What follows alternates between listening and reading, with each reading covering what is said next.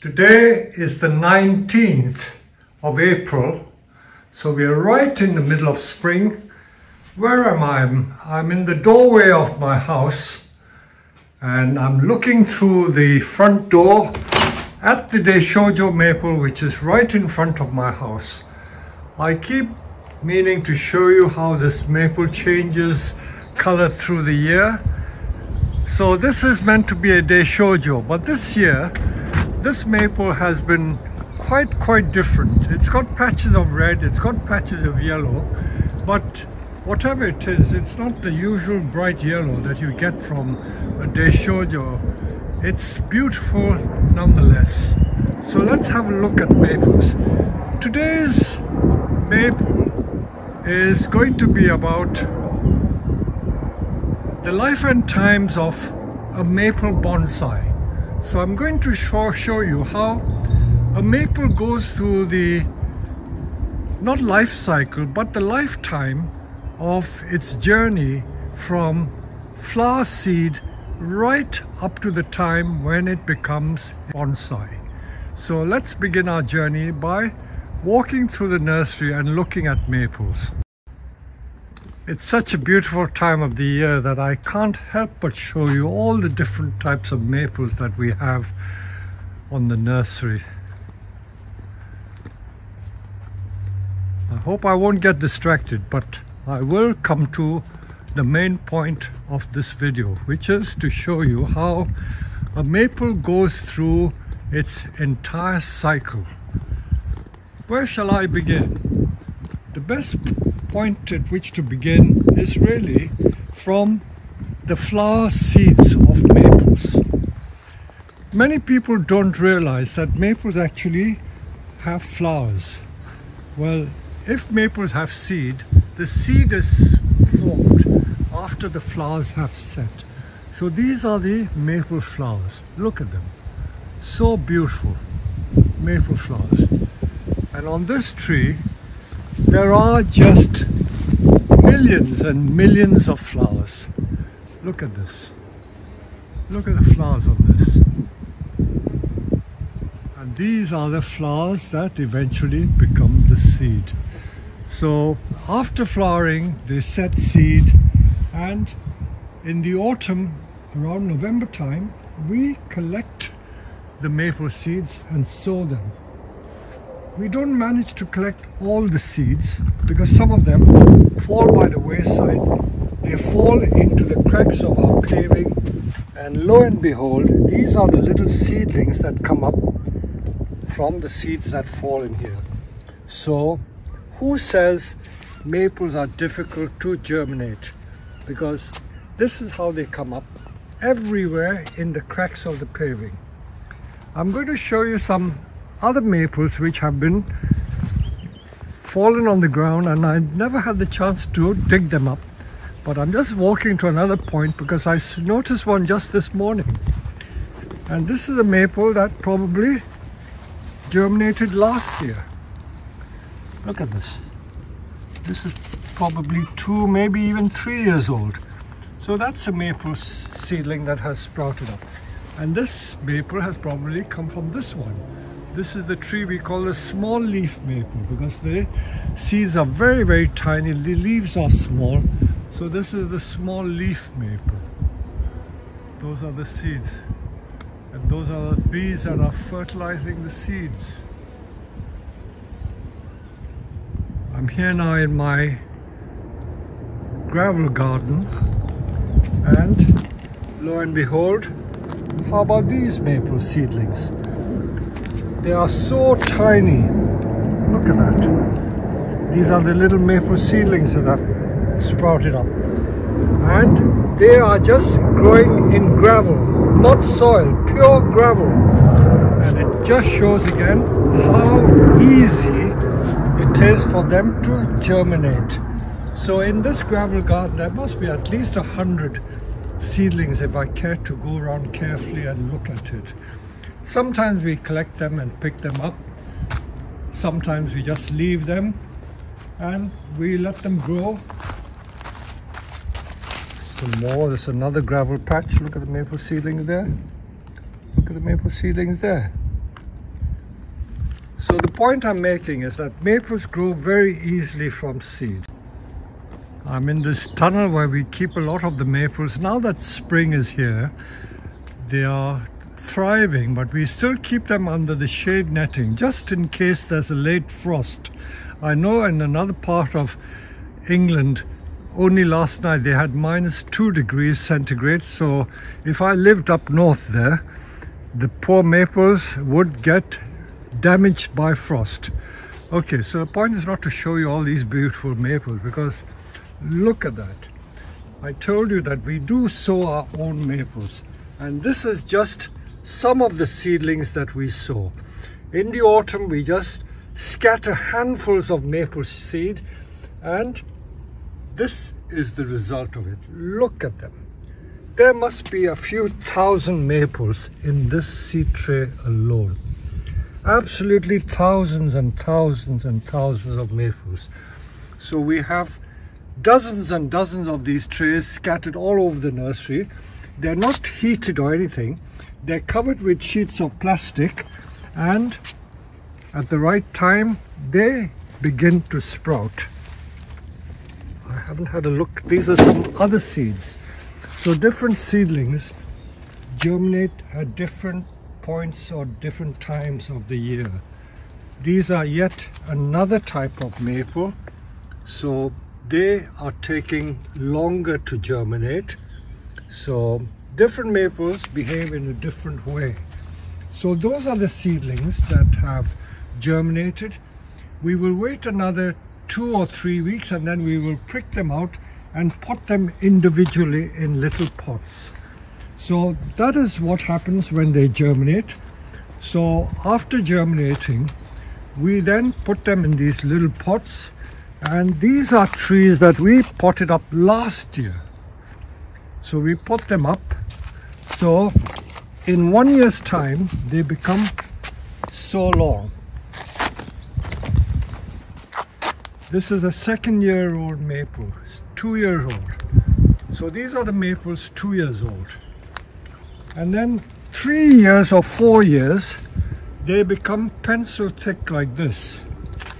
So these are 3-year-old maples. So in 3 years, they become like this. So this is what happens when you let them grow. We don't always put them in the ground. Some of them are just left in flower pots to grow, because keeping them in flower pots slows the rate of growth of the maples. Let me show you some maples that we have kept in flower pots throughout their lives. Now these ones must be 6, 7 or 8-year-old maples, and look at them. The trunks are about finger thick. So these are 7 to 8-year-old, but they have never been planted out in the ground. So if you want them to grow slowly, this is the result. This is the result. This is as thick as my finger, you see. So these are 7 to 8-year-old, kept in pots. I will show you similar. Those are red maples that we've also sown, because we do sow some maples. So those are the maples that have been grown in the pots for all their 8 to 10 years of existence. I will now walk you to yet another area, because I want to show you the same maples, if they are planted in the ground, what happens. Now this is our field where we grow the maples, and I'm ashamed to say that I've let the grass grow very long, but these maples here are only, I would say, 4 or probably 5 years old. They're at least 3 foot tall, but every year we cut them back. But they are just grown in the open ground, and the stem is thicker than my finger. So this is what happens when we grow them in the ground like this. So this is 4 to 5 years old in the ground. At some point we do dig them up and put them in flower pots. So what happens is we let them grow tall, and then we put them in flower pots like this. But I will walk to another area where I will show you maples that we have planted in the ground for the last 10 years. So these maples are, I would say, 12 to 15 years old. Look at the maples everywhere. They're just maples galore.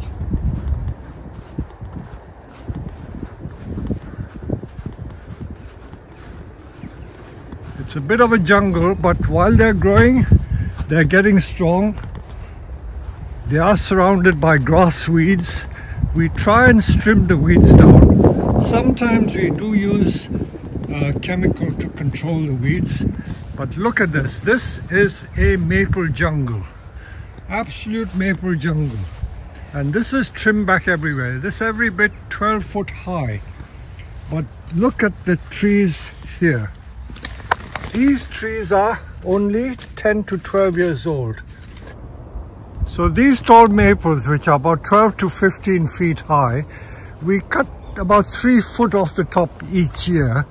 But in this jungle here, there must be over 200 mountain maples, straight Acer palmatum. And let's get into the undergrowth. And I didn't have the heart to dig them up. I was going to dig them up this year with the digger, but because they're so tall and nice, I thought I can make air layerings from most of them and double the number of trees I get. So here we are. If I can struggle and show you the trunks. This is the size of the trunk. Look at that. So every single tree here in this undergrowth, you can see they all are massive trunks, and these are the trees which are no more than 10 or at most 12 years old. So I'm struggling through the undergrowth, and you can have a feel of how they grow in here. So lots of stinging nettles. Those of you who are organically minded will congratulate me for not killing the weeds, but the weeds are there, but I have to deal with them. So that's how the maples grow. This is how they grow. And at every point you can see I can make so many air layerings from them. So that's another way of propagating the maples. So let me get out of this undergrowth. And of course, when these are dug up, we put them in pots, and you can see that throughout the nursery you will find maples galore. These maples have been growing here for years and years, and they are put in pots so that we can handle them. So this is a Nomura red maple, and this maple was one of the original maples from Japan, and I imported this in 1990, and we use it as a stock plant for air layering. But look at the maple seeds on this one. Nomura seed. Loaded with seed again. So as I say, most maples set seed, and that trunk is every bit, I would say, 8-inch nibari at the base. I can't even get at the base, it's so big.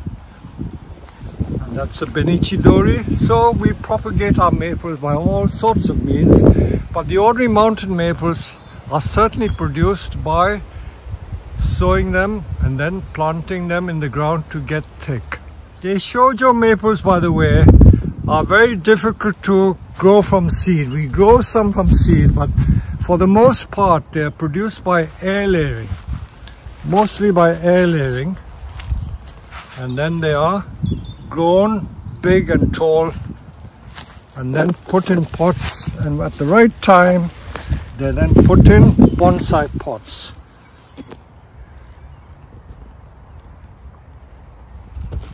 So to show you another cycle, now these trees have been in flower pots for the last 10 years, and look at them, they're thicker than my finger, but they've never been taken out of these pots. So it's time that these are put in bonsai training pots to sell as maples. So this is how we deal with these ones. In fact, I will take some of these in to the nursery and show you what we do with them, so you can get some ideas to how we produce our own maple. While we're talking about seedlings, let us show you some other seedlings. Now this is Chinese quince. Chinese quince is the quince that you can eat if you wish, but they have these beautiful apple-like flowers, and they're so vigorous. Look at, they're lifting the compost. They've lifted the compost. Look at that, so vigorous. We planted it probably too deep, and this is what is happening. They're pushing their compost out in order to come out of the soil. So the same thing is happening here. Look at it, pushing the compost up. I've never seen such a thing in all my life. So probably we sowed them too deep, but nevertheless, in spring, everything is so strong and vigorous that they will push their way up no matter what. So this is Chinese quince. So I'm bringing you to this area under the magnolia tree. The magnolias have finished flowering, or almost finished flowering, and because we have a patch of pebbles here, not gravel, pebbles, again to show you how vigorous some of the seedlings are. This is a privet seedling growing in the pebbles, so let me pull it out. So there you are. That's a privet seedling. And there are ivy seedlings. Ivy is a curse, absolute curse. I don't like them. But again, they go. And of course, the ubiquitous maple seedling. This is last year's seedling, which I didn't have a chance to pull up. So let's pull it up. So let's see. It should come up quite easily because it's only in these pebbles. But you see how vigorous the roots are. Okay, so that's a maple seedling. So we have 3 seedlings here. And I'm going to show you how we deal with these young seedlings. So these are the seedlings we pulled out, and we're going to show you something with that.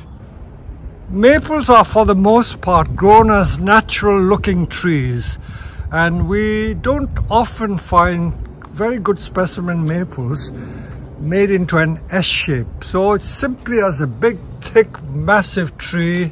They are quite impressive as they are. So these are some of our specimen maples. Many of them were just produced from ordinary field-grown trees because we pride ourselves in producing our own maples.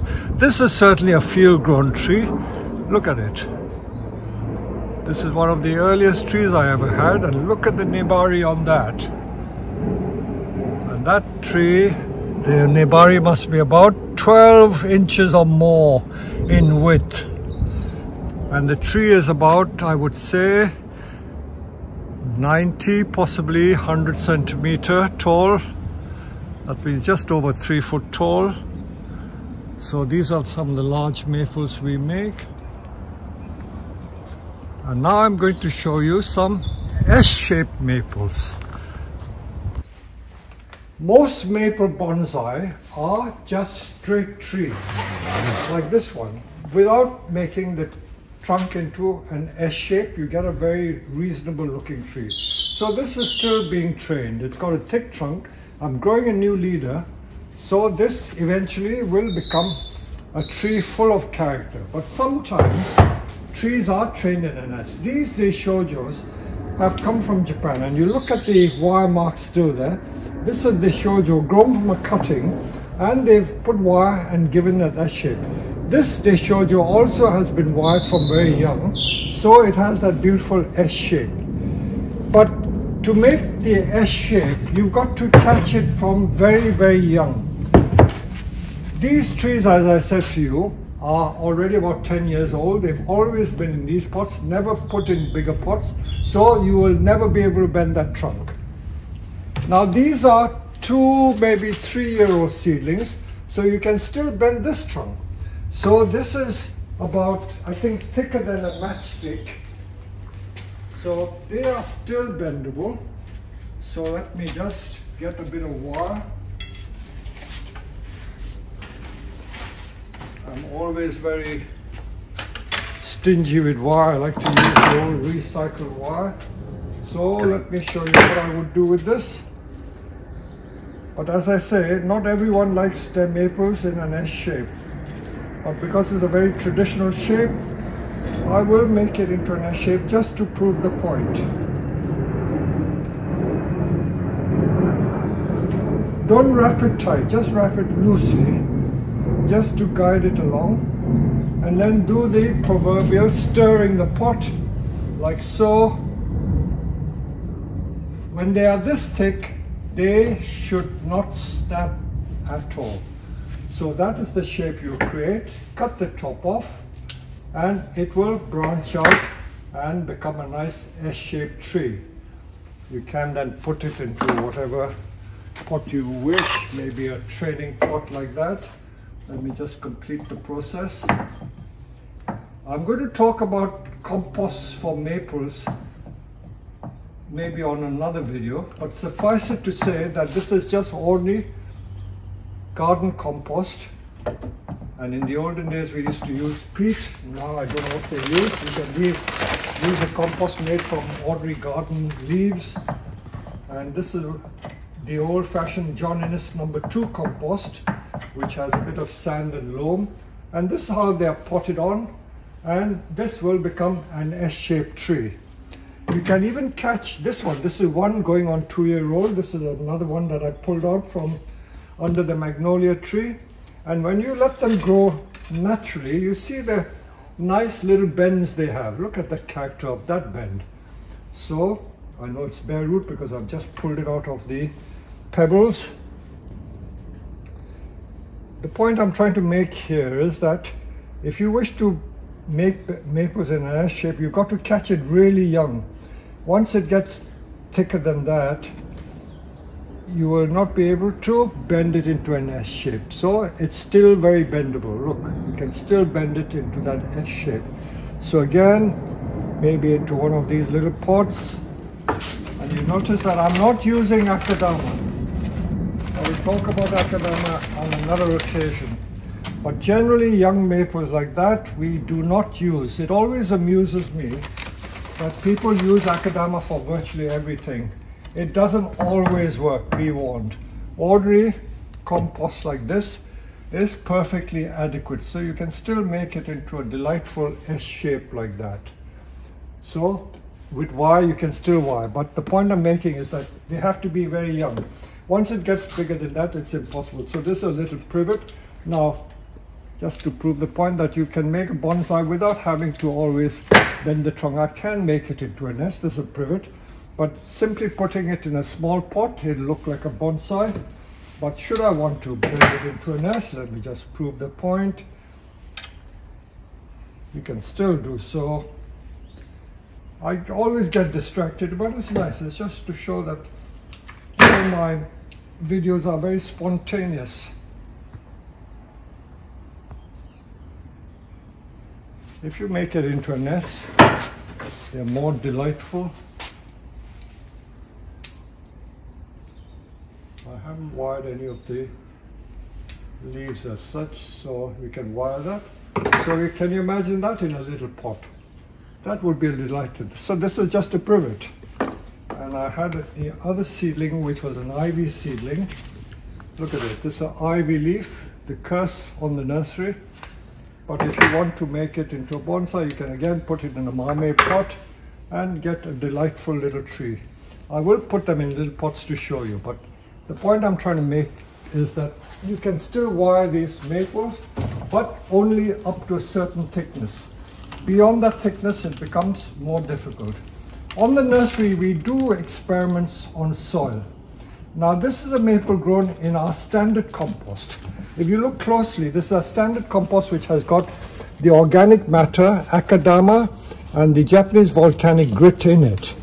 Sometimes the older maples, we do try to put them in a soil which is more than 50% akadama.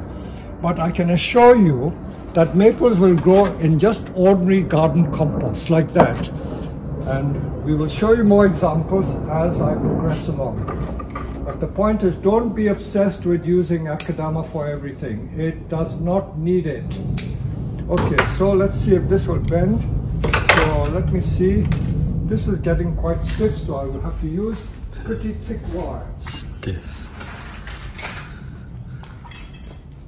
I don't like using copper wire because that's very difficult to handle.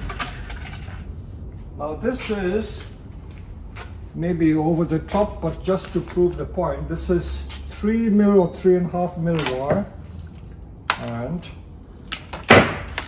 because I'm not wrapping it tight, it should be okay. I'm just guiding the stem along.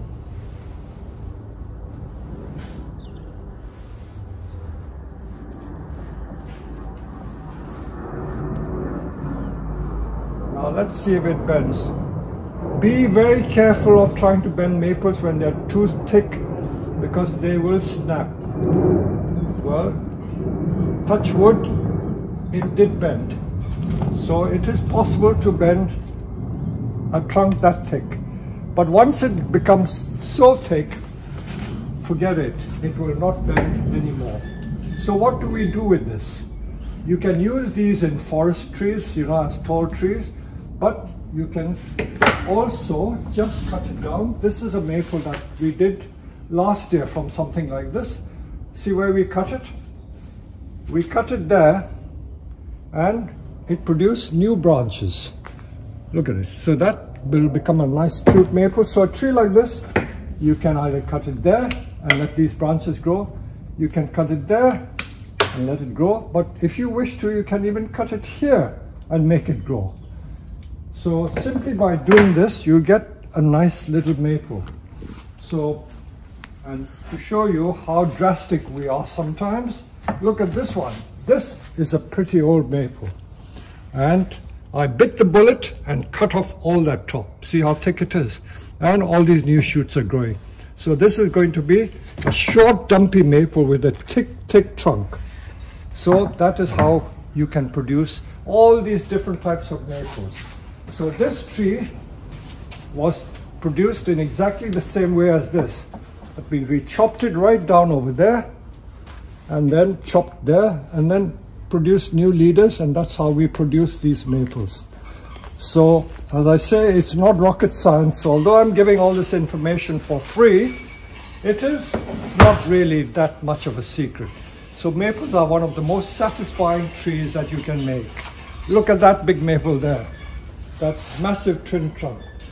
That tree is every bit, I would say, 60 or more years old. I've had it 30 years. I'm going to walk there to show you the scale of the tree.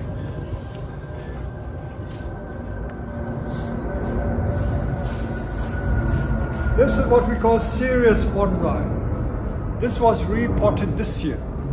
And because this is a mature tree, the compost we used was about 30% akadama, and then volcanic grit and a lot of organic matter. So wherever you live, you've got to adapt the soil to your climatic conditions, to suit the climatic conditions. So wherever you look, there are beautiful maples everywhere, and they all start from humble beginnings. So let's pan a shot there. So you've got young maples from 0 years, not even 1 year, to other trees.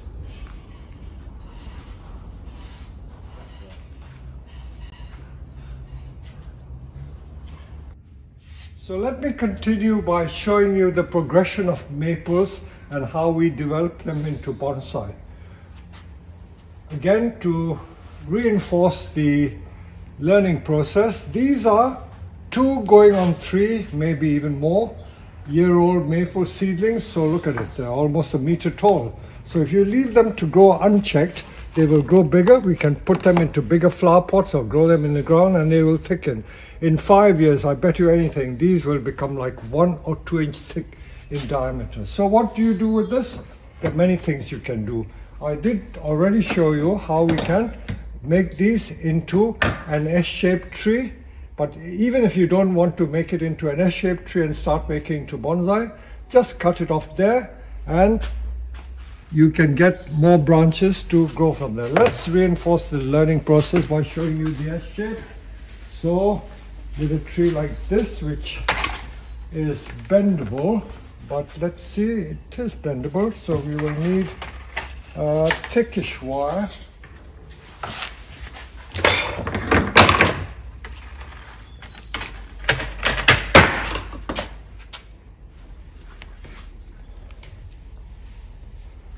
If you're worried about the wire marking the trunk, so you've got to keep a close eye on it and remove the wire at just the right time. don't be tempted to make them into too drastic an S shape. A gentle curly S is quite adequate. So again, don't try and be too adventurous. Try and hold the tree in the palm of your hand, in the two palms, so that you can feel it giving way, or if it starts to break or crack, you can feel it. So very gently like that, gingerly. The thickness of the wire is important. If you use too thin a wire, it won't do the job. So you can see how nice an S shape I've already got like that. I think that is enough. So with that shape, I will probably cut it off there. What a shame, you know, you go over and then cut it. Don't worry about wiring these. So that gives you a very nice S shape, and then you can put it into a pot like that and then grow them on. So that is one S shape. So that's what you can do with these. If you didn't want to, see, they're all very flexible like that. I might make a few more like that. If you didn't want to make it into an S shape, you can just grow them straight. But whatever you do, don't let them keep growing endlessly, because again, it seems a waste to cut them off. But if you don't cut the tops off, you won't get the low branches to develop. That's the standard practice. Whatever you top will force new growth at the base. Now, what are these plants doing here? These are plants that I've had. These, by the way, if these are three years old, these are at least 6 years old. And you can see how stiff they are. They're very stiff, almost impossible to bend. So these we've not bent at all. So these have been stood there, but you can see what I have done. We've cut them there, and a new leader has grown. And by doing that, you will force new shoots to develop. I haven't fertilized them. I should fertilize it more to get more branches to develop.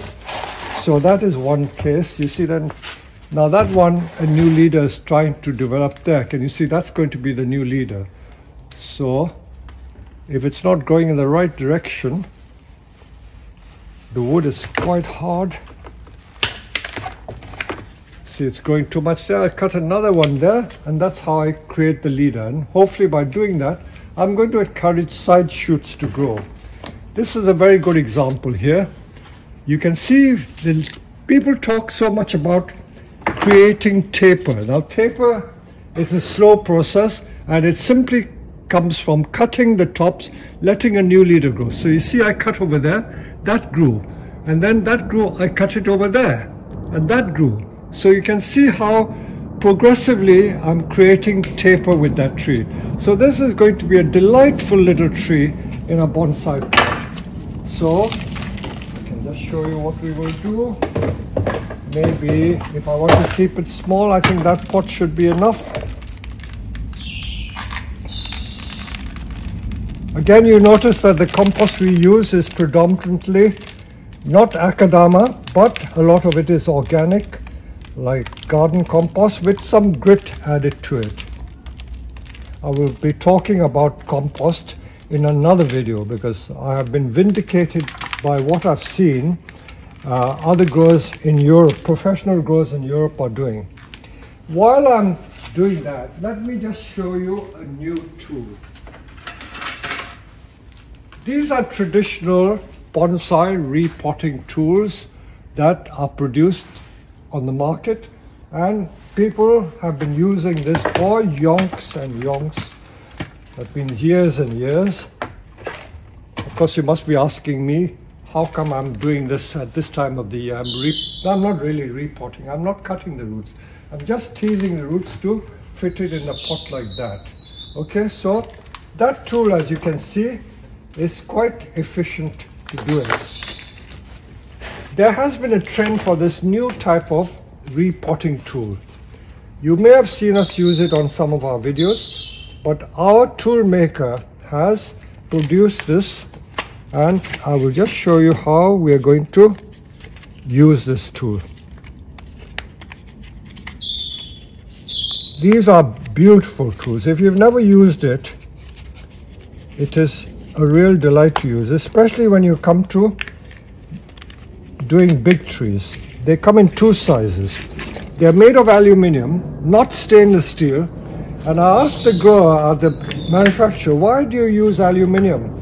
He says that he did used to make them in stainless steel, but they were so heavy that a lot of the professional growers, both in China and Japan, didn't like it. So he prefers these aluminium tools. They're beautiful tools like that. This is a longer one, and this is a stubby one. So you can choose which you use. And by using this, especially with big trees, it is a really delightful tool to use. And some people say it's not as harsh as these tools. Although I wouldn't say that one is better than the other. Some people prefer this. This is a very trendy tool to use, but you can try them. We certainly sell them on the nursery.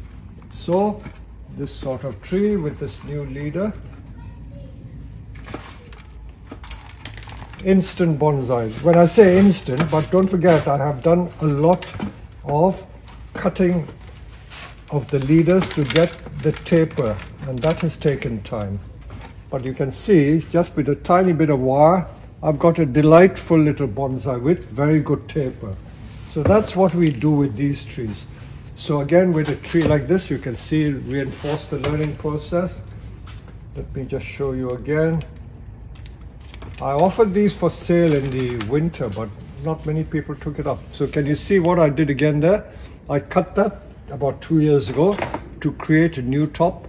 This one is getting a bit too thick. If I wanted to make the tree short, I can cut it there and make that the new leader. But perhaps I won't, because I've already got a good taper there. So I cut this one off and encourage new branches to grow there. So this is how this one is going to develop. So you can see what I've done with a lot of these. So this is another one, a very good example. You see what a beautiful nebari it's got. Huh? Look at the nebari on that. So you can see again a hard cut there and a new taper growing up there, and maybe cut it there, stop it, and it's going to produce more side shoots. So this is how we deal with all these trees. Now if this one is too tall, what would I do?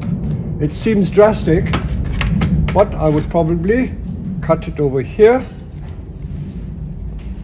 hard as that, and it's going to produce a new taper from there, and that will be my new tree.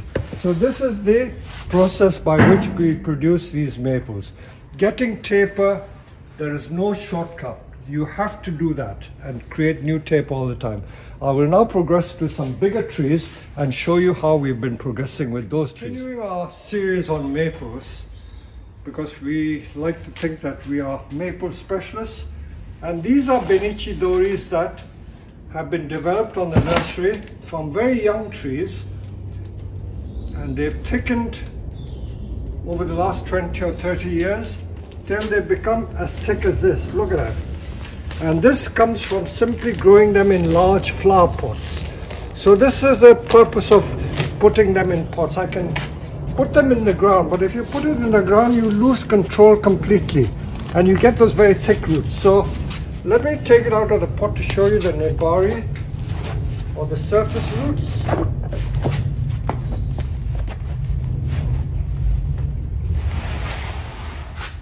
There you are.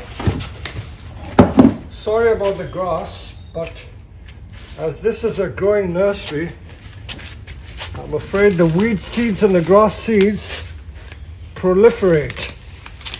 But that's no problem. You can simply pull them out.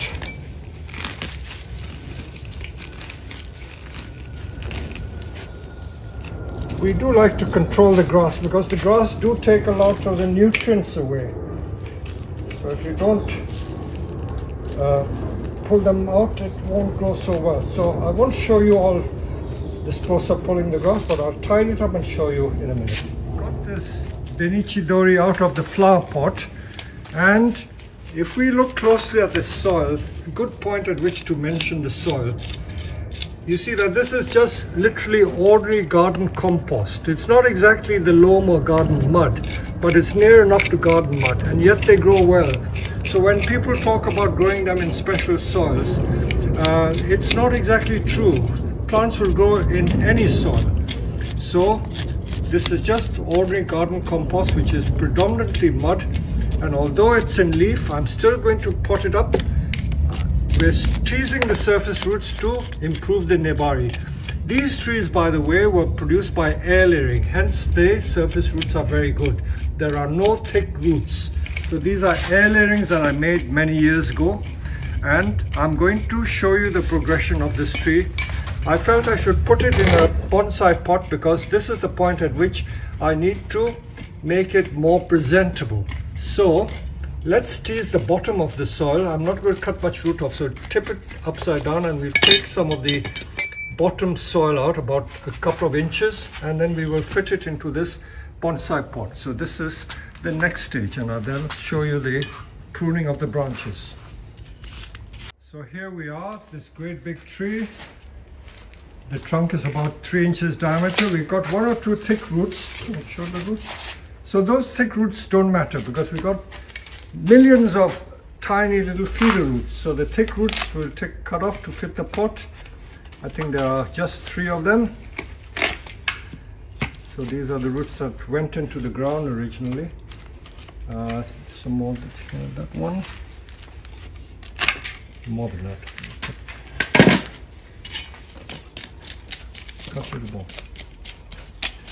So as you can see, we've teased the roots out, and the only roots we've cut is that amount. So that's not a lot of root to cut off. And some of the thicker ones, which are parts of the taproot, but there's sufficient root there to sustain it. And we're now going to mix the original soil plus some macadamia in it. So it's predominantly garden compost with some macadamia to open it out. And then I will show you what we're going to do to train the tree. So we've got that great big tree out of this large pot. I think this must be like a 50 or 60 liter pot. From that big pot to a micro training pot.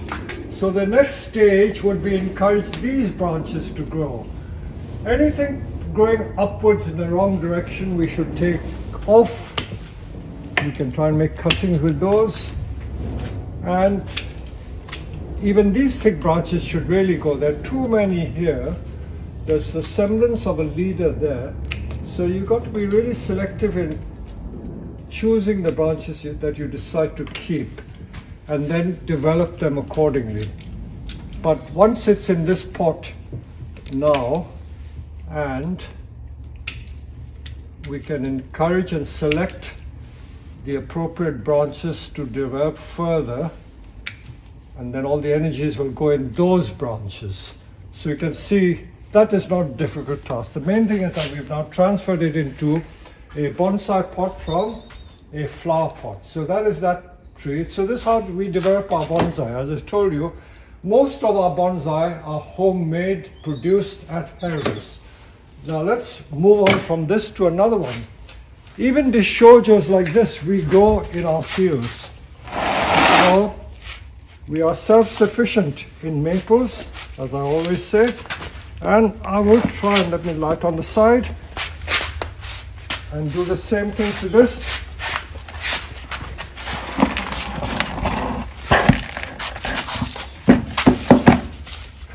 But I can show you straight away some of the faults that develop if you leave it too long in the flower pot. You see, this is a very ugly root. Stay there while I bring the rake.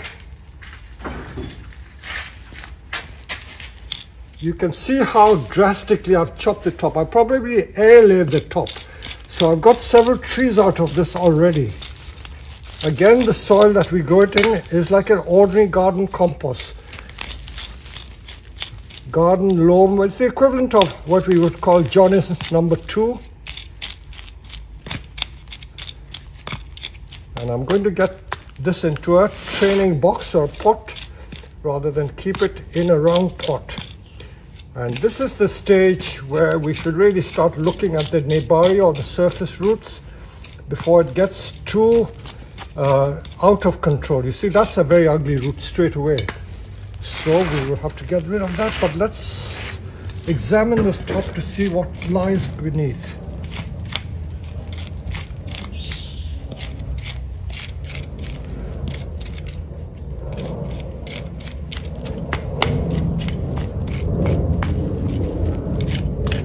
you can see that ugly root there, which shouldn't really be there. So I will get the loppers there and I will lop it off.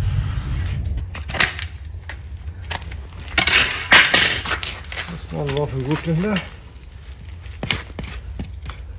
So there's beautiful surface roots. These we can cut off with a branch cutter.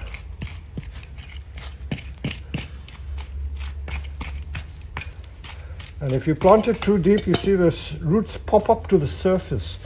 Again, that's not something we want. You see they're all popping up to the surface.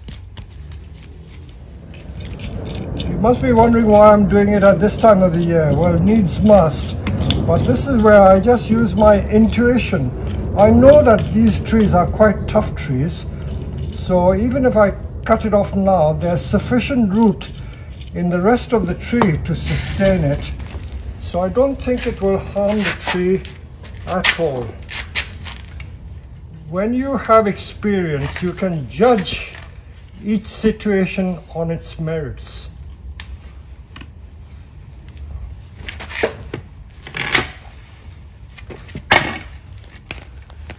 But you see, there's not a lot of root there, so I don't think it upset the balance of the tree too much.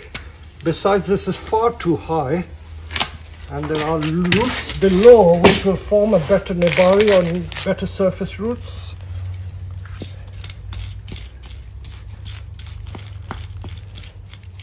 And this I will clean up with a knob cutter or a branch cutter to get better surface roots. In fact, all these roots can be developed to make a better nebari. So I will plant it quite deep like that. But what I'm showing you here is the development of better surface roots and the choice of branches. What I want is a better leader, but where we have thick branches like this, I'm not going to let these grow. I will shorten it so that it produces more fine branches, encourage a leader to grow. Also, you've got to be very careful not to let too many thick branches grow from one point, because you get inverse taper. So if you let too many grow, you get inverse taper. So I'm going to take these thick ones off. These thick ones off. I'm going to make cutting with those. That one will grow mainly to strengthen that part of the tree.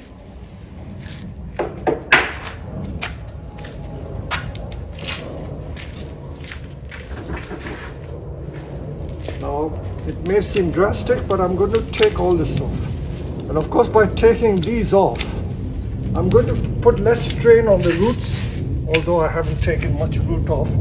I'm going to try doing cutting with these thick branches because I have a very strong rooting hormone liquid. And that is the future direction of that stumpy little tree. And we are going to probably put it in one of these growing trays or boxes. I will show you exactly what I mean. Growing trays like this are very good for developing your trees. So I will just loosen the soil a little bit. You can see the soil is very friable.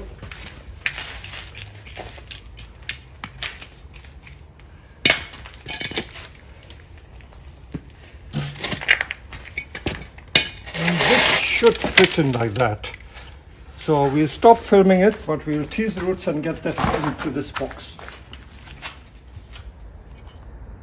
So no video on maples would be complete without showing you some of my more mature ones.